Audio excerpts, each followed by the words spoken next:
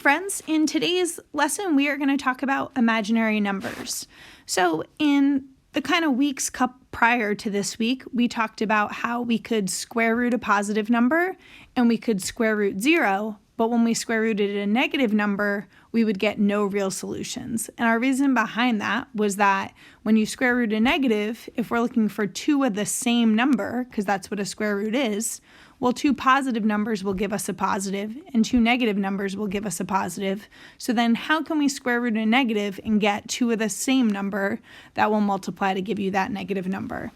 And as mathematicians, we're not satisfied with no real solution. They came up with the system of numbers called the imaginary number system.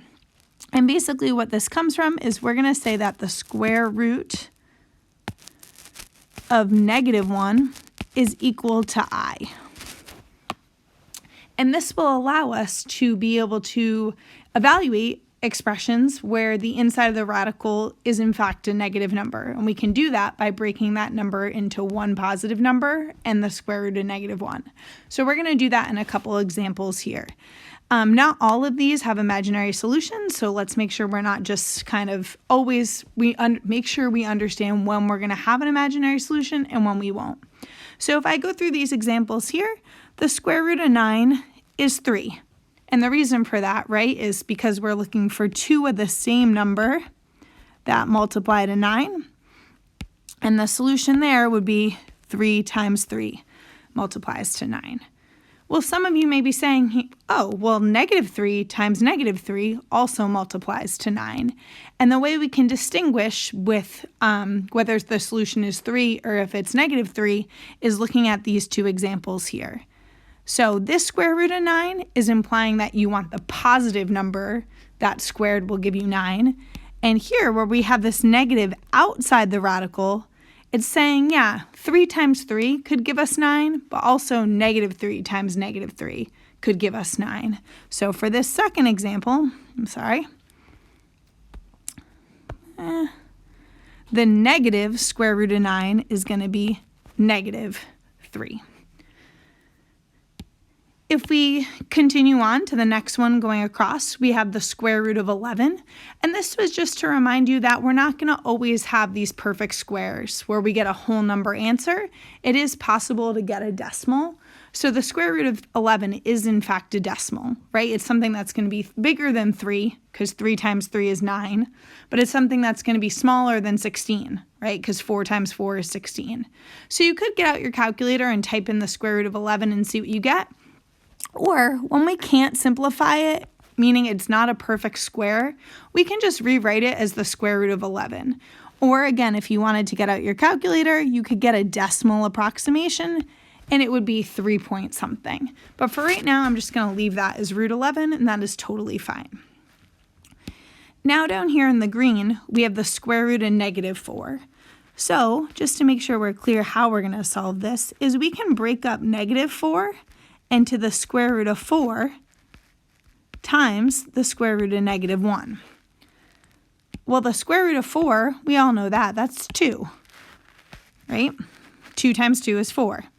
And the square root of -1, prior to this week, we were saying no real solution, but now, based on our lesson this week, we know, I'm going to go back up here to the top of my screen, that the square root of -1 is equal to I. So that means I have the square root of 4 times the square root of -1. The square root of 4 was 2, and the square root of -1 is I. So that means the square root of -4 is going to be 2I. Continuing across, the square root of 0 is just 0, right? 0 times 0 is 0. And now I'm back to, again, having the square root of a negative number. So I can break that up and say, okay, I'm going to make this positive 9 times -1, and I know the square root of positive 9 is 3, and the square root of -1 is what, by definition, I is. So the square root of -9 is 3I. Continuing right along, the square root of a -100, so I could break that up into positive 100 times -1. The square root of positive 100 is 10, because 10 times 10 is 100, and the square root of -1, by our definition up here, is I. Okay, now we're going to combine a couple things. So remember in this top one, we talked about how the negative on the outside ended up making our final solution here be -3 to distinguish between the square root of 9 equaling 3 and the negative square root of 9 being -3. So let's make sure we don't forget about this negative out front. So this blue problem here and this green problem here are identical other than this negative sign out front, which lets us know that our final answer is going to be negative. So instead of having the square root of -100 be 10i, well, the negative square root of -100 is just -10i. And then lastly, this example here, square root of -7, is going to combine our imaginary solutions and also refer back to up here where we're not always going to have perfect squares. So I see this negative sign and I can still break it up into square root of 7 times square root of -1. I know by definition that the square root of -1 is I, so I'm going to have I in my final answer here because I'm square rooting a negative number. And the square root of 7 is a decimal, right? It's bigger than 2 because 2 times 2 is 4, but it's smaller than 3 because 3 times 3 is 9. I could get out my calculator and get the decimal, but instead I'm just going to say the square root of 7 times I. And that's just implying that the square root of 7 can't be simplified to be a whole number like the square root of 9 could, or the square root of 100 could, or the square root of 4 could. So I'm going to just leave my final answer is root 7i. You do sometimes see people put the I in front when it's a radical and put I root 7 instead. Those two things are the same thing. It's just preference. Some people tend to write it like this when the whole number is not a perfect square. All right, we wouldn't write I3. That looks kind of funny. We wrote 3i here, but you do often see it as I root 7. So that's how we're going to simplify radical expressions. And then down here, we're going to go back to our solving. So remember, when we solve an equation, we're trying to get x alone. So we're going to undo PEMDAS by going in reverse order. And also, both of these equations are quadratic equations. And I know they're quadratic equations because the highest exponent in both of these is 2. So that exponent means something. It means that at most, we could have 2 answers. So we could have 2 real answers. We could have 2 imaginary answers. Or we've done an example where we've had 1 real answer, and no longer will we have no real solutions. Instead, we'll have imaginary solutions. So we got to just make sure when we're solving, we're finding all the possible answers, and at most, there could be 2. So when I go to solve this first problem, I'm going to subtract 10 at both sides because I'm doing reverse PEMDAS, so adding or subtracting is going to come first. And that leaves me with 5x squared is equal to -45, -35 minus 10. And then I'm going to get rid of that 5. Again, reverse PEMDAS. So after I add or subtract, I'm going to do any multiplying or dividing I need to do. So I have x squared. 45 divided by 5 is going to be -9. Sorry, -45 divided by 5. And then last but not least, to get x alone, I'm going to square root both sides. And we're going to remember that when you put the square root into the problem, you need to make sure you put that plus or minus to help us get our 2 solutions. Okay? So when I square root on the left side, I'm going to get x alone. And on the right side, I have plus or minus root 9. So if it just said plus or minus root 9, the answers would be 3 and -3, because 3 times 3 is 9, and -3 times -3 is 9. But here we have plus or minus root -9, so my answers are going to be 3i, or x could be -3i.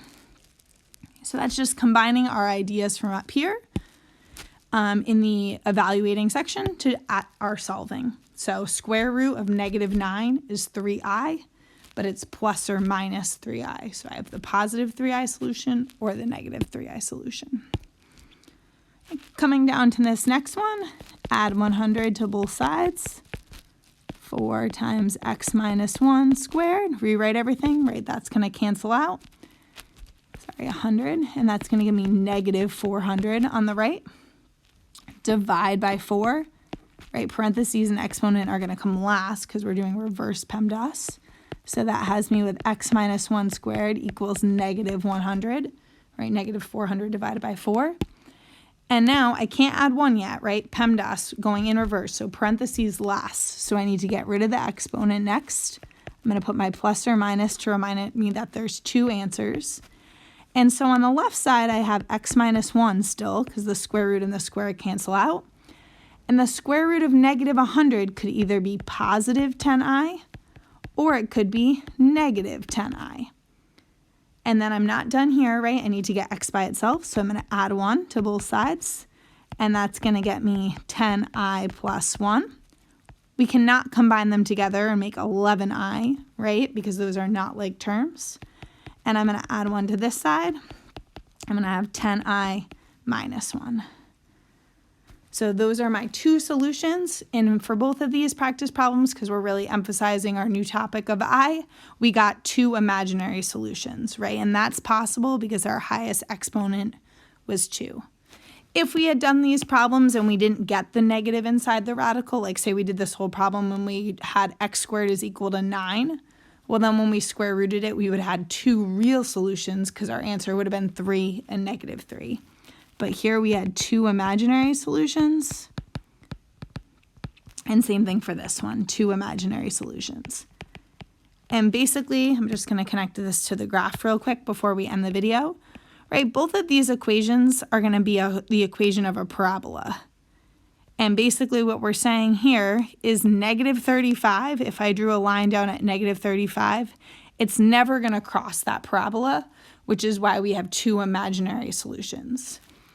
If I went through, let's say, change this 35 to positive 35, then that would cross up here. And when I solved that equation, I would get two real solutions. So the same thing's happening here. If we were to graph this side, it would look like a parabola like this. But negative 500 is all the way down here.